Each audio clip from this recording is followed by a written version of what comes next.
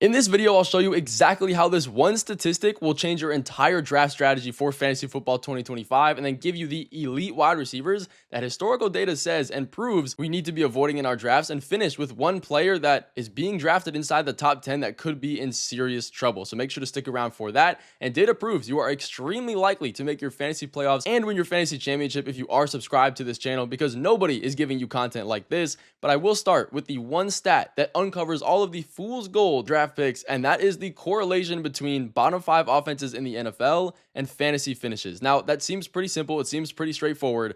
But if we look at the last 21 years of NFL data, the wide receiver 1 on a bottom 5 offense, all of the bottom 5 offenses in the league have a very slim chance of beating their expectations and even meeting their ADP. If we look at this chart here, it'll break down everything. This shows the last 21 years of wide receiver 1s in these situations.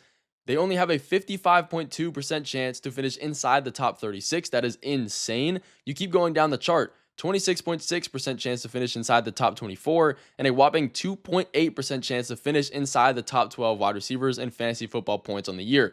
Now, none of these wide receivers, have finished inside the top 6, which should definitely raise some red flags, even inside the top 3. So what teams are projected to be bottom 5 in scoring this year, and what wide receivers are in danger? That's exactly what I'm going to tell you in this video. Number 1 is going to be the Jets and Garrett Wilson, who fall into this category of doom, unfortunately, very easily. They are projected to be the 4th worst scoring offense in the NFL. Trust me, I wanted this to work. I wanted Garrett Wilson to be a value in fantasy football this year. I've been doing research for my other videos. It's been a guy that I keep coming back to. Every single rabbit hole I go down, though, ends in him being a question mark and actually a decent risk this year. Number 1, my first lead. He played with Justin Fields in Ohio State. The chemistry is going to be there. Fields had his highest pass completion percentage last year. Maybe he's improving. Now, yeah, even though that sample size from 2024 was really small. Number 2, there's not that much target competition on this roster outside of Allen Lazard and Josh Reynolds, if you even want to call that competition. But a lot of that is actually really negative for the situation statistically for Garrett Wilson. You look at his finish last year. He was the wide receiver 10, with Aaron Rodgers being 5th in passing attempts. That allowed Garrett Wilson to set career highs in a lot of statistics last year, with receptions at 101, yards with 1,104, and touchdowns with 7. Now we replace that with Justin Fields, who historically is on the opposite side of passing volume. He's not very pass heavy, regardless of what team and scheme he's played through. In 2023, he averaged 30 passing attempts a game. In 2024, that number was 26.6. Both those years are good for bottom 5 in passing statistics, so it's safe to say that volume probably won't be a ton better or close to what Aaron Rodgers was. But what about the volume there will be? Yes, there's not a lot, but is it going to be good? The answer is probably not. Fields had a passer rating of 59.8%, which is well outside of the top 32 quarterbacks. Again, there's only 32 starting guys in the league, and he was the quarterback 26 in yards per pass attempt. So knowing that he only averaged 6.9 yards per attempt, maybe you'd think that must be his bread and butter. That must be where he's most efficient in the short to intermediate game. Not exactly. He ranked 30th in catchable target percentage and intermediate throws in 2024, which without any sugarcoating is terrible. Aaron Rodgers also was not very high. He was below 30, so it's not like that is getting much better, but clearly it's all bad. And to take it a step further than that, let's say you really do believe in Justin Fields to be a good NFL quarterback and prove this historical data wrong. Garrett Wilson was significantly worse in games without Davante Adams last year for one main reason, and that is shadow corners. The Jets' schedule is very, very tough for wide receivers this year. Wilson will be tied for first in games played against shadow corners, even if it's not a Fields issue.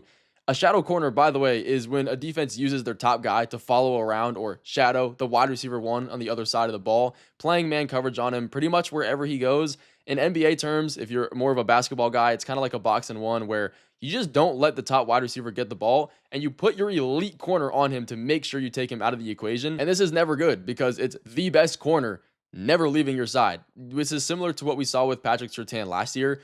We had to sit almost every single wide receiver 1 that faced him on our fantasy teams because he was so good at doing this. Because the Jets had 2 elite wide receivers with Adams and Wilson last year, defenses couldn't necessarily shadow Wilson because life's going to be hard if you're leaving Davante Adams open. So with Adams playing in this offense, he averaged 21.2 fantasy points per game compared to without Davante Adams. Take a guess at what that number is. It was 13 fantasy points per game. Now we have no Adams indefinitely. And to mix all of this up, now the Jets bring in Tanner Angstrom, their new play caller, We don't have a ton of data on what he's probably going to do and what to expect for the season, but he is coming from the Lions tree of Ben Johnson. So wide receiver screens and design work is probably going to be a positive for the receivers. But the main worry is Justin Fields under center. And if that's even going to be close to positive, and play action game probably will not be. Wilson's touchdown line is at 4.5 this year, and his yards are just under 1,000. He's being drafted as the wide receiver 13 right now. If we look into his data, that gives him a 2.8% chance to beat and break his ADP to break into the top 12. So unless Fields suddenly turns into an amazing quarterback, Wilson is probably looking like a pretty big risk at his ADP this year. Another big risk is not being subscribed to this channel, because you will miss videos exactly like this. Nobody else is going this deep into the weeds on YouTube, so make sure to hit that follow button. Your fantasy team will thank you in advance. But the situation here that we're getting into next, that the Browns have going on, is doing no favors to a very popular sleeper in Jerry Jeudy. Last season, he finished as a wide receiver 12 in fantasy points, the wide receiver 26 in fantasy points per game, averaging 72.9 receiving yards a game, and that's good for 8.3 targets. That puts him at the wide receiver 13 and 16 in those two respective categories. And you look at his success and wonder why he's going outside the top 30 wide receivers. Something has to be up. The main reason is because of the bubble he played in last season with Jameis Winston and the Browns. They were first in passing attempts overall in the entire NFL. Yes, over Josh Allen's. Yes, over the Joe Burrows. He was averaging about 40 passing attempts a game. That is nowhere near sustainable, especially now that Jameis Winston is not on the team. But he was the wide receiver 1 in routes run per game over Jamar Chase with 41.1 routes. Again, all of this is because of the sheer passing volume Winston had. And understanding that, we can look into the sportsbooks odds, because typically they are very, very close to being right. Again, lines, sportsbooks, they need to make money and be right, turn profit. So we can look at that as a pretty good indicator of what to expect for the year. Jerry Jeudy's season touchdown line is at 3.5. That's not very high. And 925 receiving yards. That is also not exactly where you want it to be. Even with him finishing as a top wide receiver and having his highest target share ever with 40 plus passing attempts again from Winston, he only had 4 touchdowns last year. That likely is not going to jump or even meet that. If you look at these quarterbacks the Browns are dealing with, if Joe Flacco starts, Jeudy will be a fine value, because the passing volume is probably going to be pretty close to that. If any of these other quarterbacks, and the question is probably when any of these other quarterbacks come in, it is just going to be so confusing. And it's just not something that's good for wide receivers. Their breakout potential is so much lower if you're dealing with new quarterbacks and new systems every single couple weeks, every couple months. And all of these quarterbacks are not going to get anywhere near the pass volume that Jameis Winston had. So going back to our data, he's being drafted as the wide receiver 29. That would put him right at the threshold of a 26.6% chance to beat his ADP to finish inside the top 24. If you believe all of these Browns quarterbacks and you think they can beat the allegations, no pun intended, with this franchise, take your shot.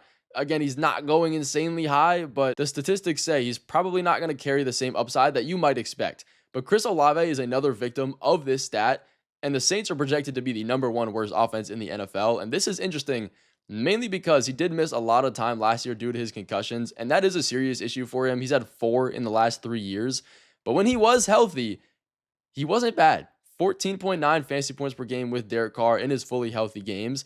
Now they blow up the entire offense in a way. They have Tyler Shuck starting at quarterback. They have Kellen Moore at the head coach position now, a new offensive coordinator, kind of the definition of an uphill battle. And we have Chris Olave going at the wide receiver 32 right now, next to guys like George Pickens, TJ Hockenson, Travis Hunter, all guys in far better offenses with way more opportunity and way less risk.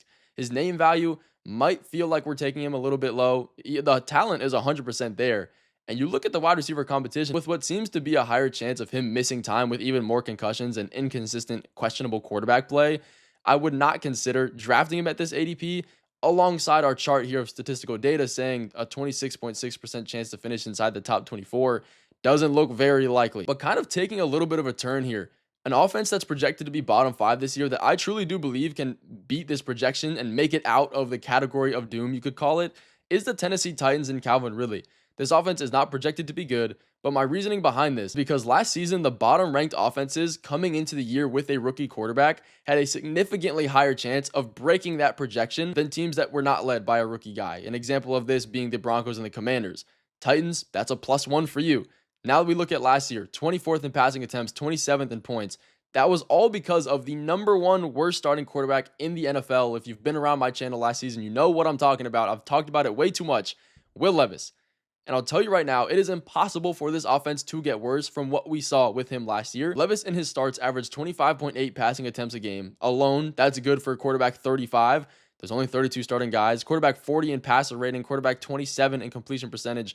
I could keep going on, but I won't. And you look at the games that Calvin Ridley played just without Will Levis, not even with a good quarterback, just the ones you isolate where Will Levis was not playing. He averaged 14.8 fantasy points per game. That's good for the wide receiver 22. Now they get Cam Ward, who, even if he underperforms, I promise will be a clear upgrade from the quarterbacks they threw out last season. Ward and Ridley do have a similar player profile as far as their strengths meeting together. They're both really good in downfield situations, and there's not a lot of target competition. Outside of Tyler Lockett and Van Jefferson, that's really it, and they don't have the most insanely difficult schedule for this year. I truly do believe that this team can finish better than the bottom 10 in scoring this year, and even if none of that's true, the team sucks, all of it goes to trash, Ridley is being drafted outside the top 36 wide receivers, so any upgrade is quite literally a plus for him statistically and with this one stat that we look at. But looking at that, keeping that in mind, the closest we have ever gotten to that stat being broken was last season with Malik Nabers.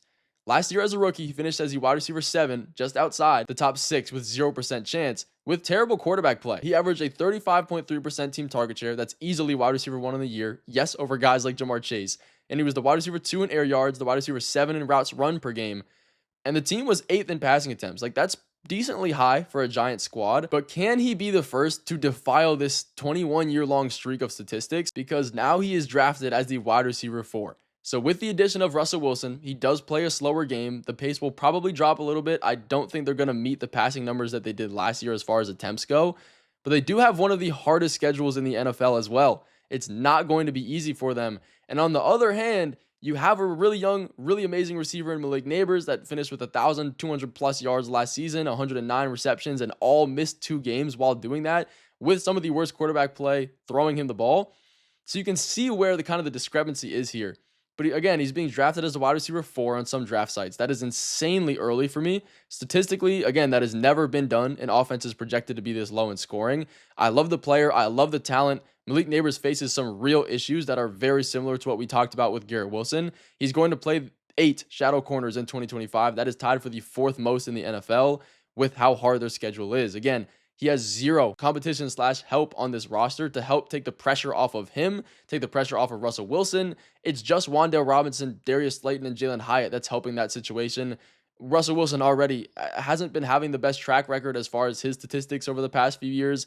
Nabers won't be a complete bust in fantasy football. I'm not telling you he will be, but statistically, it is true that we are drafting him essentially at his peak. I'm clicking the draft button on him if he falls to the back end of round 1. Probably isn't going to happen in your home leagues, but if Nabers does so happen to finish above CeeDee Lamb, above Justin Jefferson, or above Ja'Marr Chase while everyone is fully healthy, I will fully stand on this take being wrong and the 21 years of data out the window. If he's just that good, that's what it is. But this historical data does prove very true for running backs as well and tells a lot for our fantasy football drafts. If you want the running back version of this video, make sure you do drop a like. It will let me know that you guys appreciate it and it's something that you want to see. But that is going to finish off this video. Thank you guys so much for watching this one. All glory to the man above, and I will see you guys in the next one coming very soon.